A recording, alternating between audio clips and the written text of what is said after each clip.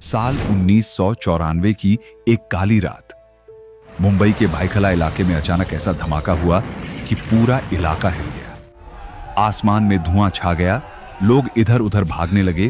किसी को समझ ही नहीं आया कि ये हुआ क्या है। शायद गैस विस्फोट हो गया।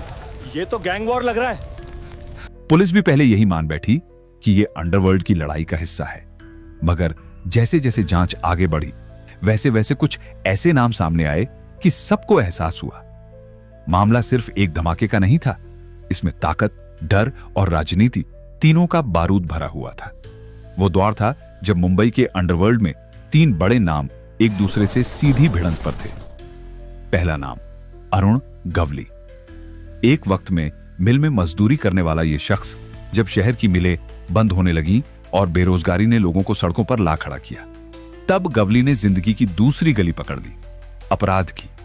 उसकी चाल तेज थी, दिमाग ठंडा और इरादे खतरनाक। धीरे धीरे वो अपने इलाके का डैडी बन गया। वहां उसका नाम लेते हुए लोग अब भी धीमे बोलते थे। दूसरी तरफ था दाऊद इब्राहिम, वो आदमी जो कभी मुंबई की गलियों में मामूली गुंडा था, पर वक्त ने उसे अंडरवर्ल्ड का राजा बना दिया। अब वो दुबई में बैठकर शहर की रगों में डर दौड़ाता था। मुंबई में उसकी मर्जी के बिना कोई सौदा नहीं होता था, कोई गोली नहीं चलती थी। लेकिन यह ताज पहनने के बाद भी उसका दिल बेचैन था, क्योंकि एक नया खिलाड़ी अरुण गवली धीरे धीरे उसके ही इलाके में अपनी पकड़ मजबूत कर रहा था। और फिर तीसरा नाम बाला साहेब ठाकरे। राजनीति में उनका कद इतना ऊंचा था कि उनका हर शब्द हुक्म बन जाता था। वो सिर्फ नेता नहीं थे, एक ऐसा नाम थे जो लोगों की भावनाओं से खेलना जानता था। शिवसेना उनके लिए एक पार्टी नहीं, एक आंदोलन थी, और उनके सामने पुलिस, प्रशासन सब खामोश हो जाते थे। अब सवाल यह था, भाईखला में हुआ वो धमाका किसी की मौत का संदेश था या किसी को चेतावनी देने का तरीका? क्या दाऊद और गवली अब आमने सामने आने लगे थे, या फिर कोई तीसरा शख्स दोनों की इस दुश्मनी को अपने फायदे के लिए मोड़ रहा था? सबसे अजीब बात यह थी कि बाला साहेब ठाकरे खामोश थे। न कोई बयान, न कोई प्रतिक्रिया, बस सन्नाटा। मगर उस सन्नाटे में भी पूरा शहर डर की आहट सुन रहा था, क्योंकि जब मुंबई खामोश होती है तब समझ लो कोई बड़ा तूफान आने वाला होता है। वो धमाका एक इशारा था। अब मुंबई की गलियों में सिर्फ अंडरवर्ल्ड का खेल नहीं चल रहा था, अब राजनीति ने भी इसमें कदम रख दिया था। ताकत की ये लड़ाई अब और ज्यादा खतरनाक होने वाली थी। वक्त आ गया था जानने का कि कैसे शुरू हुई दाऊद और गवली की जंग, कब दोनों ने एक दूसरे की आंखों में सीधा देखना शुरू किया, और कैसे बाला साहेब ठाकरे ने इस दुश्मनी को अपनी सत्ता को और मजबूत करने का हथियार बना लिया। एक आवाज गूंजती है, शहर में अब गोली नहीं, सियासत चल रही है। और यहीं से शुरू होती है मुंबई के सबसे डरावने खेल की कहानी। तो चलिए बात शुरू करते हैं उस लड़के से, अरुण गुलाब गवली। नाम सीधा साधा, लेकिन किस्मत बारूद जैसी। कभी वही लड़का जो दूध की बाल्टी लेकर भाईखला की गलियों में साइकिल चलाता था, कुछ सालों बाद उन्हीं गलियों में उसके पोस्टर पर लोग फूल चढ़ाने लगे। वो उसी तंग, सीलन भरी गली से निकला था जहां बच्चे खेलना नहीं, पहले गाली देना और फिर मुक्का चलाना सीखते थे। साल 1955 बॉम्बे का दौर था। शहर को तब मुंबई नहीं, इंडिया की इंडस्ट्रियल कैपिटल कहा जाता था। मिलों की सायरन से सुबह शुरू होती और शामें उन मजदूरों की थकान में खत्म होती। अरुण का घर भी उसी मेहनत की धुन पर टिका था। उसके पिता एक सादे मेहनती मिल वर्कर, हर दिन कॉटन ग्रीन की मिल में सायरन बजते ही काम पर निकल जाते और लौटते तब जब हाथों की नसें दर्द से सख्त हो चुकी होती। अरुण भी उसी रास्ते पर चला, सेंट्रल मिल में काम करने लगा। मशीनों का शोर, लोहे की गर्मी और पसीने की गंध, यही उसकी दुनिया थी। लेकिन 70 के आखिरी सालों में जब मिलों के दरवाजे बंद होने लगे, सब कुछ बदल गया। मजदूर सड़कों पर आ गए, मोहल्ले सूने हो गए और पेट में भूख ने जगह बना ली। पर जहां सबकी उम्मीदें टूट रही थीं, वहीं गवली का दिमाग चल पड़ा। उसने देखा, मिलें बंद मतलब राज खत्म, और जहां राज नहीं होता वहां राजा बनने का वक्त होता है। धीरे धीरे उसने छोटे मोटे काम शुरू किए। कभी दुकानदार से हफ्ता लिया, कभी किसी नेता का झगड़ा सुलझाया, और देखते ही देखते वो एक लोकल गैंग से जुड़ गया। उसी गैंग से जन्मी बकुला कंपनी, जिसकी कमान बाद में गवली के हाथ में आई। उसके साथ उसका भाई और वो सारे लड़के थे जिन्हें मिलों ने बेरोजगार कर दिया था, पर डैडी के लिए जान देने को तैयार थे। गवली अब सिर्फ एक गुंडा नहीं था, वो लोगों का डैडी बन चुका था। किसी की बेटी की शादी अटकी, डैडी संभाल लेंगे। किसी मजदूर को राशन नहीं मिला, डैडी पहुंच जाएंगे। यूनियन ने किसी का केस नहीं सुना, डैडी आवाज उठाएंगे। धीरे धीरे डर और इज्जत दोनों एक ही नाम के पीछे चलने लगे, अरुण गवली। लोग कहते थे डैडी हमारे इलाके का रखवाला है, पर गवली की असली ताकत उसकी लोकल पकड़ थी। उसने मराठी लोगों के दर्द को अपनी ढाल बनाया। बोला, हमारा हक हमें ही लेना होगा, और लोगों ने उसे नेता की तरह देखना शुरू कर दिया। पोस्टर लगने लगे, रैलियां निकलने लगी, नारे गूंजने लगे। डैडी अब अंडरवर्ल्ड का चेहरा ही नहीं, राजनीति का खिलाड़ी भी बन चुका था। अब वो सिर्फ बंदूक से नहीं, भीड़ से भी काम निकलवाना जानता था। लेकिन जहां भीड़ होती है, वहीं ईर्ष्या जन्म लेती है, और उसकी बढ़ती ताकत ने एक ऐसे शख्स को बेचैन कर दिया जो पहले से ही इस अंधेरे का बादशाह था। कहा जाता है हर शहर के सपनों की एक कीमत होती है, और मुंबई के सपनों की कीमत हमेशा अंधेरे में लिखी जाती है।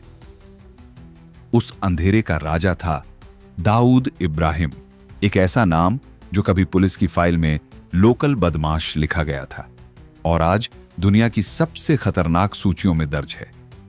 वो इमारतों पर अपना नाम नहीं लिखता था, लेकिन उसके नाम से पूरी शहर की रफ्तार बदल जाती थी। उसका डर एक सिस्टम था, और सिस्टम में उसकी इजाजत के बिना कुछ नहीं चलता था। एक डायलॉग जैसे सड़कों पर गूंजता था, मुंबई में अगर हवा भी चलती है तो उसमें भी दाऊद की मर्जी होती है। अब वक्त आ चुका था दो दुनियाओं के टकराने का। एक तरफ डैडी जो गली का बादशाह था, और दूसरी तरफ दाऊद जो पूरी मुंबई पर छाया हुआ था। यह सिर्फ दो गैंग्स की जंग नहीं थी, यह दो सोचों की लड़ाई थी, लोकल बनाम ग्लोबल डॉन की।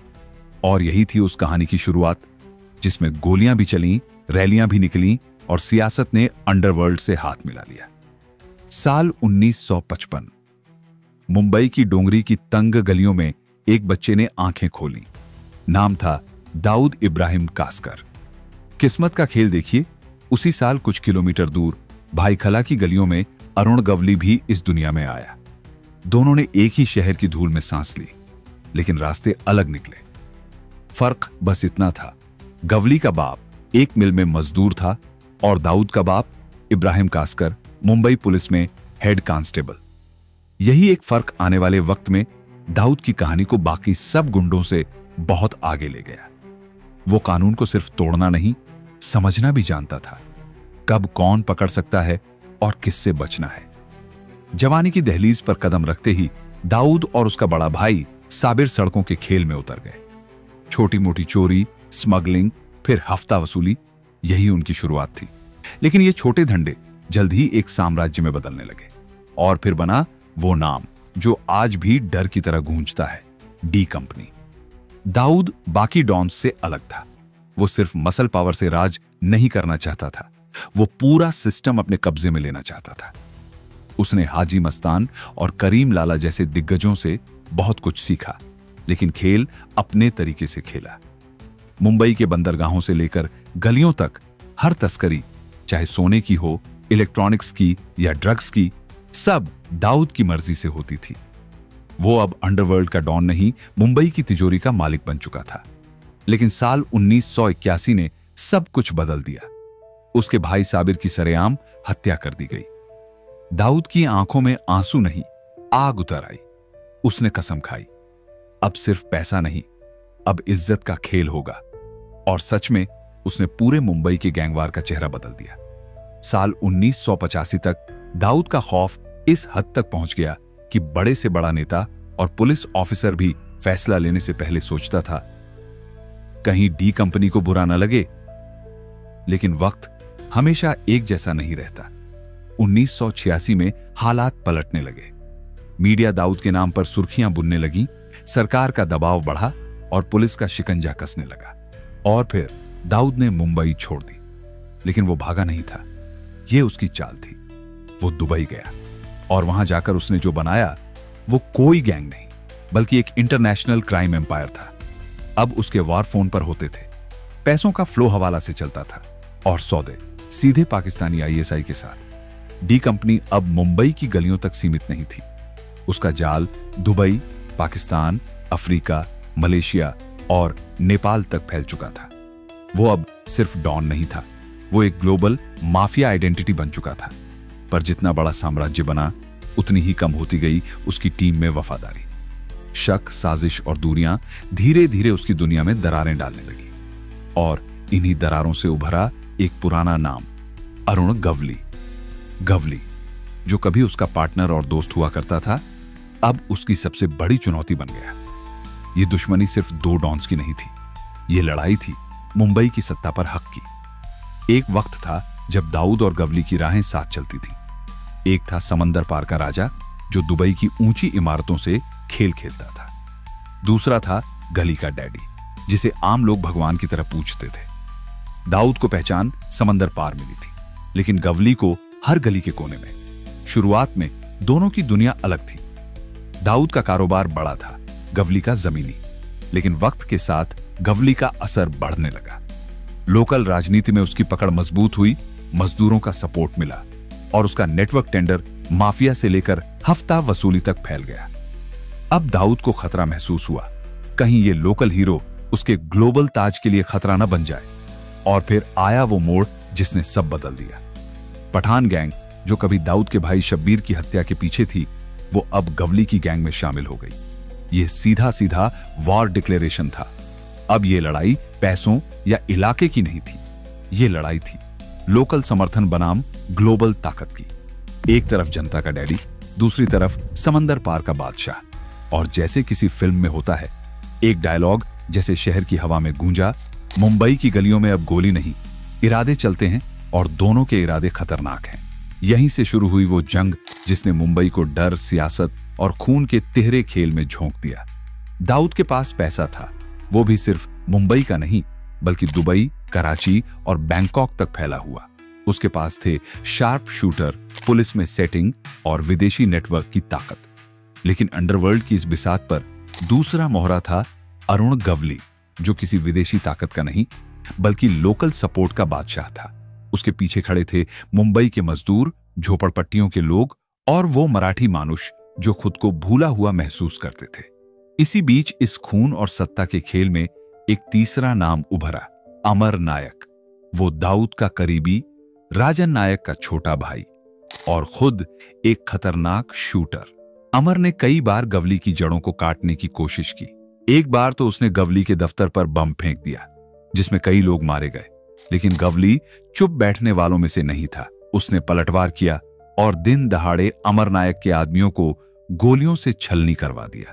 अब यह लड़ाई सिर्फ गैंग की नहीं रही थी, यह सिंहासन का युद्ध बन चुका था।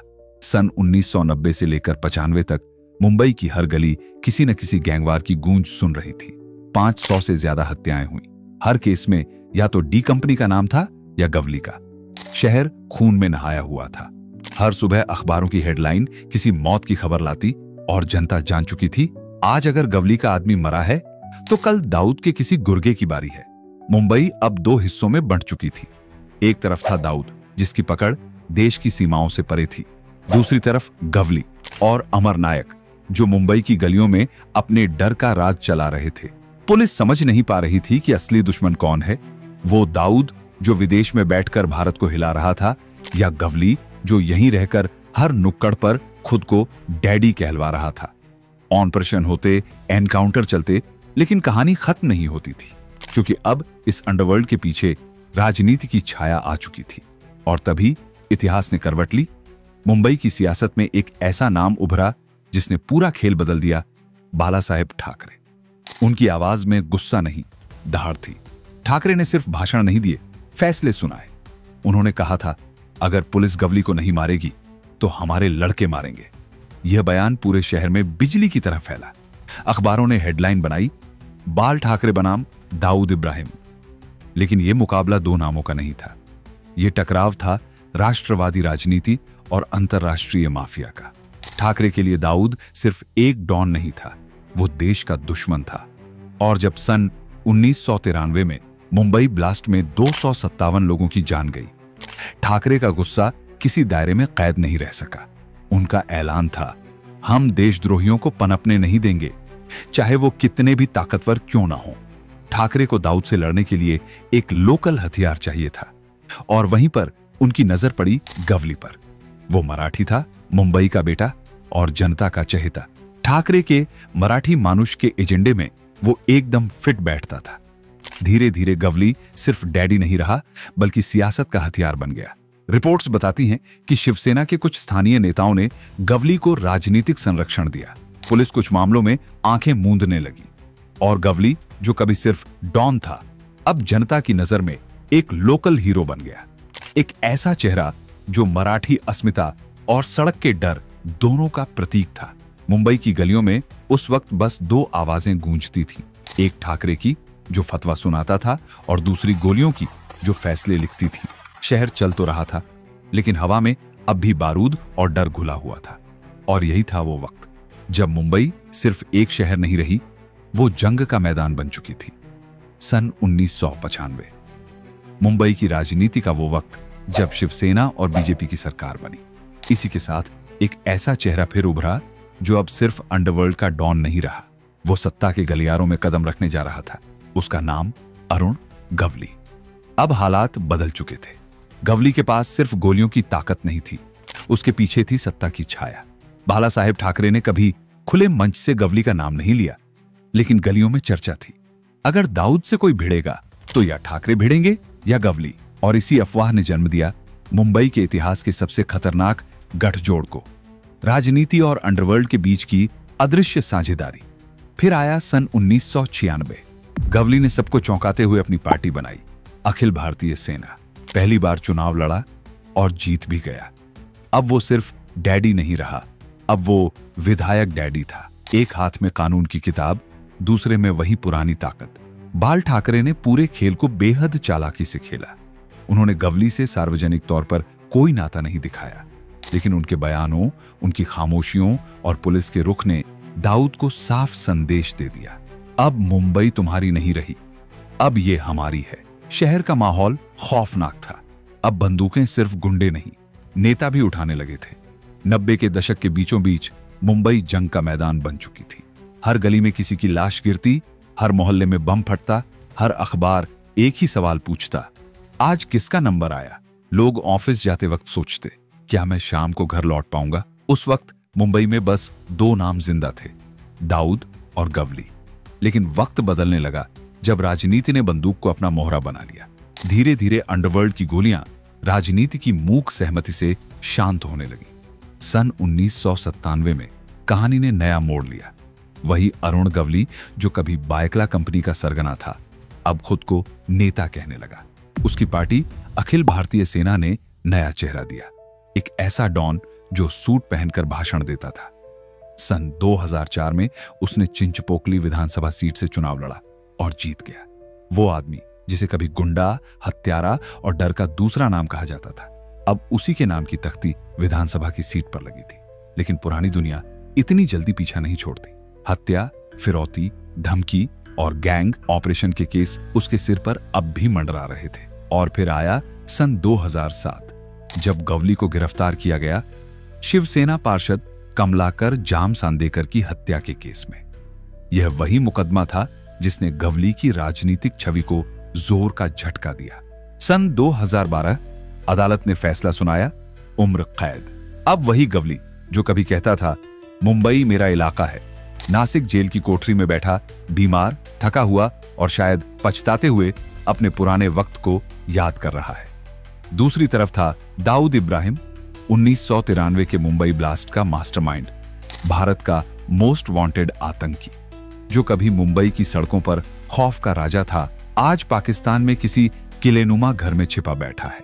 भारत सरकार ने बार बार पाकिस्तान से उसके प्रत्यर्पण की मांग की, लेकिन हर बार वही जवाब मिला, दाऊद यहां नहीं है। अब दाऊद न टीवी पर दिखता है न अखबारों में, लेकिन खुफिया फाइलों में आज भी उसका नाम सबसे ऊपर लिखा होता है। एक ऐसा भूत जो दिखाई नहीं देता पर आज भी डराता है। इस पूरी कहानी का तीसरा और सबसे दिलचस्प किरदार था बाला साहेब ठाकरे, वो शख्स जिसने राजनीति और अंडरवर्ल्ड को जोड़कर उसे हथियार की तरह इस्तेमाल किया। सन 2000 के बाद ठाकरे की सक्रियता घटने लगी। उम्र और बीमारी ने उन्हें सीमित कर दिया, लेकिन उनकी बनाई हुई वो राजनीतिक चालें आज भी मुंबई की गलियों में गूंजती हैं। वो वक्त गुजर गया, पर उस वक्त की गूंज आज भी शहर की दीवारों पर सुनाई देती है। डैडी गया, पर डर बाकी है। उनकी दहाड़ भले अब खामोश हो चुकी हो, लेकिन उनकी छवि, उनकी चालें, उनकी सोच आज भी महाराष्ट्र की राजनीति की नसों में घूमती है। सन 2012 में जब बाला साहेब ठाकरे ने इस दुनिया को अलविदा कहा तो पूरा मुंबई थम गया था। सड़कों पर भीड़ उमड़ आई थी, आसमान में नारे गूंज रहे थे, बाला साहेब अमर रहे। पर भीड़ के शोर में एक खामोश फुसफुसाहट भी थी। अब वो आवाज चली गई जो मुंबई को दाऊद से डरने नहीं देती थी। आज की मुंबई वही नहीं रही। अब यहां वो चेहरे नहीं, वो गैंग नहीं, वो अंधेरा नहीं।